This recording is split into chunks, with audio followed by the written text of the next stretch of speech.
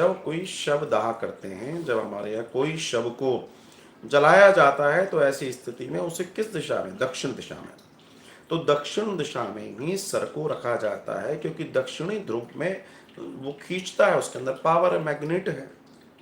इतना तो आप भी समझते हैं, दक्षिणी ध्रुव है तो वो खींचेगा अपनी तरफ। तो जो जो प्राण होते हैं, जो मस्तिष्क में जाकर अटक जाते हैं, उसको खींचने के लिए फोर्स काम करता है दक्षिण दिशा का। तो उन प्राणों को खींचने के लिए भी दक्षिण दिशा की आवश्यकता पड़ती है।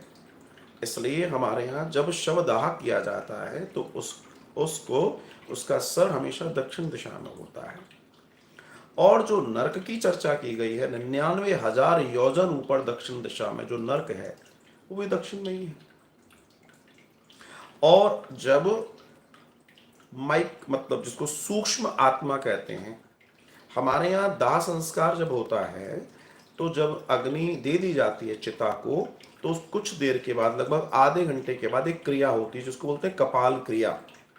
कपाल बोलते हैं मस्तिष्क को, इस हिस्से को कपाल कहा जाता है। तो जिसने दाग दिया है, जिसने अग्नि दी है, उसे कहा जाता है, वो घी भरता है एक बड़े से लोटे में, और वो कपाल के ऊपर उस घी को डालता है बड़े से लंबे बांस के द्वारा। क्यों डालता है? क्योंकि कहीं प्राण किसी भी रूप में उसमें अगर अटके होंगे, सूक्ष्म रूप में होंगे, तो उसकी मुक्ति नहीं होगी।